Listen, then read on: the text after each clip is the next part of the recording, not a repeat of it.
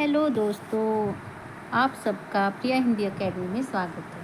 कैसे हैं आप सब? आज हम छायावाद के संबंध में विभिन्न विद्वानों के मत पढ़ेंगे। तो छायावाद शब्द का प्रयोग दो अर्थों में समझना चाहिए। एक तो रहस्यवाद के अर्थ में, जहाँ इसका संबंध काव्य वस्तु से है, अर्थात जहाँ कवि उस अनंत और अज्ञात प्रियतम को आलम्बन बनाकर अत्यंत चित्तमी भाषा में प्रेम की अनेक प्रकार से व्यंजना करता है। छायावाद शब्द का दूसरा प्रयोग काव्य शैली या पद्धति विशेष को व्यापक अर्थ में है।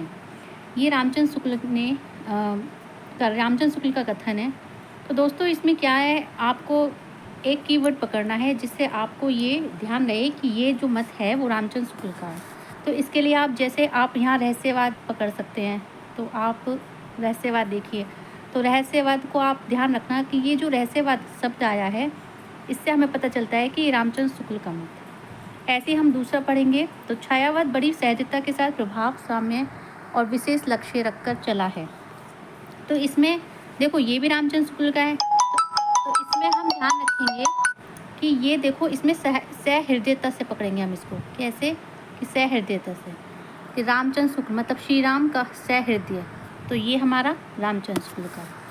ऐसे ही अब तीसरा, जब वेदना के आधार पर स्वानुभूति अभिव्यक्ति होने लगी तब हिंदी में छायावाद के नाम से अभिहित किया गया। दैवन्यात्मक लाक्षणिकता, सौंदर्य में प्रत्येक विद्वान उपचार वक्ता के साथ स्वानुभूति की विवृत्ति छायावाद की विशेषता है। देखिए अब ये जयशंकर प्रसाद का है, और जयशंकर प्रसाद सभी जानते हैं छायावाद के सबसे बड़े कवि रहे हैं। तो इसमें आप देखिए छायावाद का शब्द आया है, स्वानुभूति आई है। आप इससे ये शब्द आप इससे पकड़ सकते हैं। तो जब भी आपको लगे छायावाद, स्वानुभूति ऐसे शब्द दिखाई दे तो समझ लें जयशंकर प्रसाद का मत है। ऐसे ही अब नंदुलारे वाजपेयी का मत, मानव और प्रकृति की सूक्ष्म किंतु व्यक्त सौंदर्य में आध्यात्मिक छाया का भान मेरे विचार में छायावाद की सामान्य व्याख्या हो सकती है।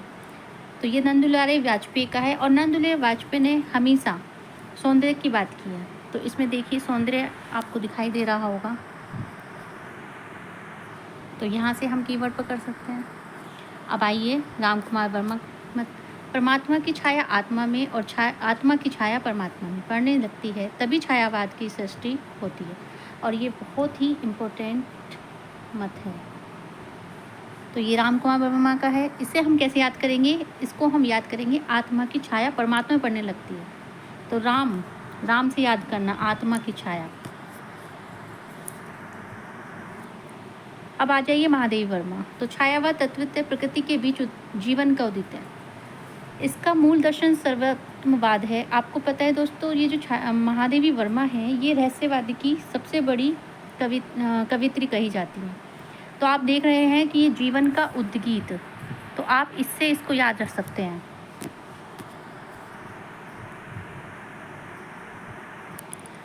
तो अब हम डॉक्टर नगेंद्र का मत पढ़ेंगे। छायावाद स्थूल के प्रति सूक्ष्म का विद्रोह है।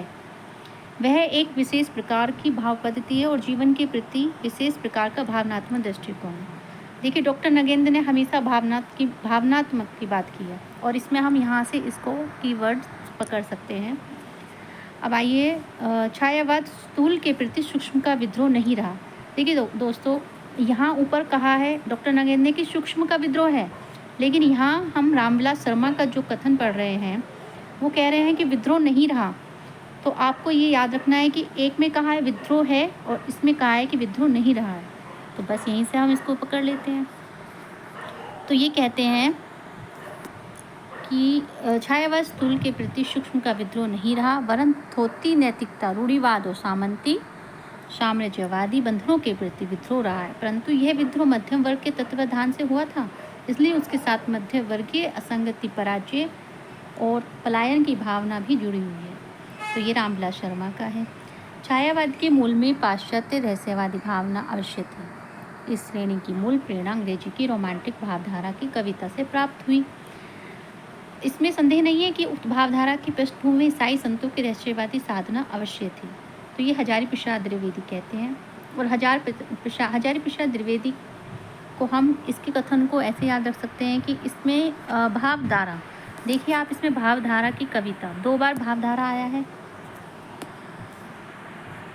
तो आप इस कीवर्ड से इसको याद रख सकते हैं। नेक्स्ट, छायावाद उस राष्ट्रीय जागरण की अभिव्यक्ति है जो एक पुरानी रूढ़ियों से मुक्ति चाहता था और दूसरी और विदेशी प्राधीनता से। तो ये नामवर सिंह का, तो नामवर सिंह कैसे याद रखेंगे? राष्ट्रीय जागरण से। तो छायावाद का व्यक्ति स्वातंत्र्य सामंती मर्यादों के विरुद्ध बहुत बड़ा कदम था। तो ये किसका है? नामवर सिंह का। और नामवर सिंह का कैसे याद रखेंगे? स्वातंत्र्य की बात करी है उन्होंने और राष्ट्रीय जागरण की बात की है। तो दोस्तों ये था छायावाद के कुछ प्रमुख कथन और बहुत ही इम्पोर्टेंट हैं दोस्तों, इन्हें आप ध्यान रखना। ये एग्ज़ाम की दृष्टि से बहुत ही इम्पोर्टेंट है और ज़रूरी आते हैं। तो अब हम पढ़ेंगे मैथिली शरण गुप्त के बारे में। तो द्विवेदी युग के प्रतिनिधि कवि मैथिली शरण गुप्त का जन्म झांसी जिले के चिरगांव में हुआ था।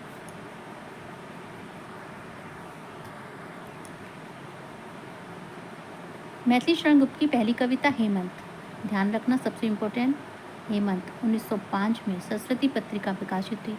और इनका जो पहला काव्य ग्रंथ है ये भी बहुत पूछा जाता है, रंग विभंग 1909। तो दोस्तों इनका सन जरूर याद कर लेना। मैथिली शरण गुप्त ने रसिक केंद्र नाम से ब्रजभाषा की कविताएं लिखी। तो ये भी पूछा जा सकता है कि मैथिली शरण गुप्त ने कौन से नाम से ब्रजभाषा कविताएं लिखी? तो रसिक केंद्र। और इनको मधुप उपनाम से इन्होंने बांग्ला रचनाकारों का अनुवाद किया है। गुप्त जी की पहली जो महत्वपूर्ण काव्य कृति है वो सबसे इम्पोर्टेंट भारत भारती, अक्सर एग्जाम में पूछी जाती है, चाहे टीजीटी हो, चाहे पीजीटी, चाहे नेट का। तो दोस्तों गुप्त जी के संबंध में रामचंद्र शुक्ल ने लिखा है, पहल हिंदी प्रेमियों का सबसे अधिक ध्यान खींचने वाली जो पुस्तक भी ही है, कौन सी? भारत भारती। इसकी लोकप्रियता का आलम ये रहा है कि इसकी पंक्तियाँ रातों रात खरीदी गई। तो भारत भारती की रचना, ये भी पूछा जा सकता है कि भारत भारती की जो रचना है वो मुसद्दसे हाली और ब्रजमोहन दत्तात्रेय कैफीकृत भारत दर्पण की प्रेरणा और प्रतिक्रिया स्वरूप मानी जाती है। भारत भारती की कथा वस्तु 3 भागों में, तो दोस्तों ये सबसे इम्पोर्टेंट है कि इसमें 3 भागों में इन्होंने ये बांटी है, अतीत खंड, वर्तमान खंड, भविष्य खंड। तो ये हिंदी नेट के एग्ज़ाम सिलेबस में भी लगी हुई है। 3 भाग हैं इसके, अतीत खंड, वर्तमान खंड और भविष्य खंड।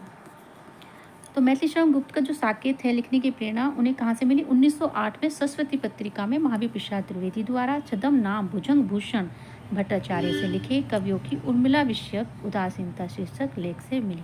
तो ये क्वेश्चन पूछा जा सकता है कि इनको कहाँ से साकेत लिखने की प्रेरणा मिली।